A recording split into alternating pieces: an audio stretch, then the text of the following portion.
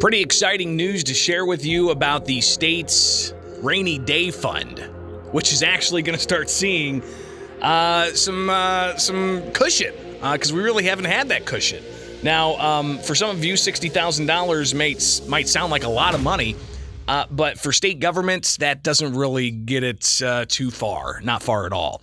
To talk about this developments that we've seen in the latest news, Comptroller Susana Mendoza joining us here with Springfield's Morning News. I'm Greg Bishop on 92.7 WMAY, Springfield's News and Talk. Comptroller, thanks for taking time. How you doing out there? Oh, I'm doing great. Greg, how are you? Good morning. I hope you're having a nice summer. Yeah, so far so good. And we're looking forward to seeing what the rest of the summer's activities have to bring. We've got the state fair just around the corner here in Springfield. Then we got school starting back up, so things getting back into full swing for a lot of people out there. But one thing that they're hearing about now is it looks like we're going to actually have a rainy day fund. Tell us where we've come from and what the latest developments are on that. Sure. Yes, it's very exciting. Look, just for context, I know you just briefly teased it, but when I first became controller, we had a little less than $60,000 in the state's rainy day fund, and that is not enough to cover even 30 seconds worth of government operations. So essentially, we had no rainy day fund. And obviously, I inherited a tremendous financial crisis with a bill backlog that was as bad as $16.7 billion, so almost $17 billion worth of bills. And on top of that, another $1 billion in late payment interest penalties because the state was such a deadbeat on paying its bills on time. So we've come a long way, zero essentially bill backlog, zero a rainy day fund and a gigantic bill backlog. And today we have no more bill backlog. I've paid it down. Actually paid it down a year ago before getting a penny of the federal stimulus in the door from the ARPA funds. So that's great news for Illinois. And we were able to now yesterday make a deposit of another $100 million into the state's rainy day fund for what is a total of almost $854 million. So huge difference. It's a big deal going from just a handful of years ago having $60,000 on hand to get state government operating for 30 seconds versus what we're facing now. When does that fund get dipped into? Is that something that it's just on an emergency basis, or when would those dollars actually be used? Yeah, it's great question. It's similar to a family at home, right? I mean, if you're doing right by your family and you're able to, even if it's just a couple bucks, at a time, you should have an emergency reserve, right? And so any financial advisor will tell you should have at least 6 months worth of reserves in a family's household. And I would argue that governments need to prepare in the same type of way, right? So you don't want to touch this money unless if there's no other option. And certainly when I was navigating the state through the fiscal crisis of the budget impasse, and then also through this pandemic, we had no reserves. So we had to go to the market, for example, to borrow funds to get through the month of April when the lockdown happened. And thankfully, all of those funds have been paid back 2 years early, saving $82 million in interest payments for taxpayers. So that was all great stuff. But if we had had our own reserves, the ideal scenario is to tap into our reserves at zero interest, right? Just like you would at home in case of an emergency, you could tap into your emergency fund and not have to go out and take out a loan and then end up paying interest on that. So, we want these funds to be there in the event of an emergency. We saw an emergency in 2008 when the market crashed. We saw an emergency in 2001 when September 11th happened. And obviously we saw, just a really unforgivable emergency when we had the 2-year budget impasse, which was it was absolutely a man-made crisis here in Illinois that set us back some time. But we're definitely climbing out of that. And what this means is not only that we have these reserves, right, but we're able to have these reserves because we have had better than expected revenue growth. That means, people, when they did receive, let's say, direct federal stimulus from the government into their households, a lot of folks didn't save that money. They went ahead and spent it, right? And they put it back into the economy. Illinois, like every other state in the nation, has seen better resources coming into their states financially. And so instead of spending those new dollars, like prior administrations have done, we have decided the important thing to do here is to shore up our state's finances, pay down our debts as quickly as possible, and any extra put it towards stabilizing pensions, which you did see. I'm sure you reported that this year we've put $500 million now towards pension stabilization for the first time in ever, and that's going to save about $2 billion or close to that in unfunded pension liabilities. And that was above and beyond, right? What was statutorily... Yeah, above and beyond the minimum statutorily required payments. It's kind of like doing an extra payment on your mortgage, right? You automatically see the savings on that. And so we're very excited that Illinois, for the first time in decades, really acting very responsibly financially. It's something that I talk about all the time. You've heard me say this a million times. We have to shore up our state's rainy day fund. We have to put more towards pension stabilization. This is the best return on investment for taxpayers.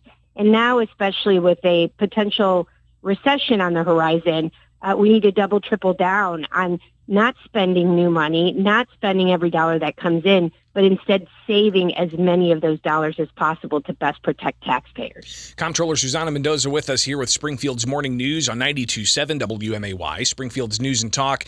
Comptroller, another thing I wanted to kind of get an update on is the start of the new fiscal year. Part of that is the various tax policies that are part of the budget. One of those, or actually a couple of those, being some rebate checks that are expected in income tax and also property tax. What's the trajectory here? How are citizens going to be seeing those dollars? So my expectation is that by the week of September 12th is that my office will be prepared to start issuing those rebates. So people should keep an eye out for that. We'll make more of an announcement as we get closer to that, but that is the target date, is the week of September 12th is when those direct rebates will start to go out. Some will go out electronically, and some of them will go out via paper check. And in the meantime, starting July 1st, is that people should see a little bit of relief at the grocery stores, a suspension of the gas tax. And in total, we're looking at about $1.8 billion worth of tax relief for taxpayers this season. So, hey, that's pretty good. And again, it is because of the fact, we've paid down our bill backlog. It's gone. We closed out the fiscal year with the best financial news in decades, and that's that there's no more bill backlog. For the first time in over a decade, we were able to close out June 30th fiscal year at $1.8 billion. That's just tremendous compared to where we were, $17 billion of bills that were unpaid. So in the general funds, the Comptroller's office, literally on July 1st, we started our year with a bill delay of 0 days.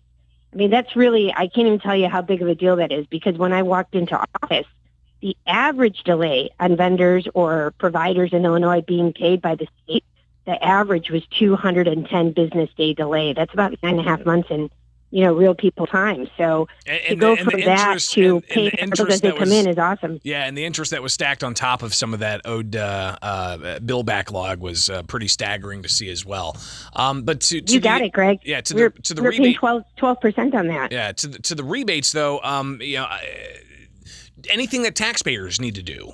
Is this just, they just sit back and wait for these checks to come in, or do they need to fill out a form? Do they need to prepare any documentation or anything like that? They have to have filed their taxes, but they have, if you haven't filed your taxes yet for that year, go ahead and do so still. You can still do it as long as you do that before these checks start getting issued. You're on solid ground. So most people have already filed their income tax returns. And so if you did, and you, whether you had to pay or you got money back, it doesn't matter. Everyone who filed will be getting a tax rebate in the mail. And is that the same for the property tax rebate as well? So that only applies to people who pay property taxes, yes. So if you're a renter, that wouldn't apply to you. But if you own a property and you pay property taxes on that, there is an additional rebate that will be coming with that. And what my office is going to do is, in the event of, let's say, Greg, you own a home and pay property taxes, and on top of that, you would be getting your income tax, rebate. We're going to combine both into one check. That's what I think we're going to do, because I'd like to save money everywhere I can, even if it means two payments in one check, right? Yeah, and then also, I mean, it's either electronically or it'll be a paper check, just depending on that particular. Depending on how you filed. Gotcha, Yes, gotcha. exactly. Comptroller Susana Mendoza, always enjoy talking to you, especially when it's news like we're actually putting money into a rainy day fund in the state of Illinois. I know, and listen, we're just getting started, Greg, because as you know, I have legislation that would require annual deposits into both the state's rainy day fund and the pension stabilization fund until we get that fund, the rainy day fund, to $3.25 billion. So this is something that we need to get in the practice of doing all the time, not just once in a blue moon, but every single year. Shore up our finances, prepare for a rainy day, and keep paying down our pensions because that's really important obligation that we have to meet. Comptroller Susana Mendoza, greatly appreciated. I imagine we'll talk again soon because it's also an election year, so we'll talk politics in the near future. I talk to you all the time, Greg. No worries. I'm always here. We love talking transparency and financial progress. But hey, lastly, before I hang up, I want to congratulate you. You're being very modest, but today you're getting an award for 40 under 40. You're a hot shot in Springfield. So congrats for your audience who's listening. Give them a shout out. Well, thank you. I appreciate that. Comptroller Susana Mendoza here with Springfield's Morning News. We'll definitely be talking again soon. All right. You got it. All right, now 8:23, and let's take a look at Springfield's dependable 5-day forecast with a high of 86, the low down to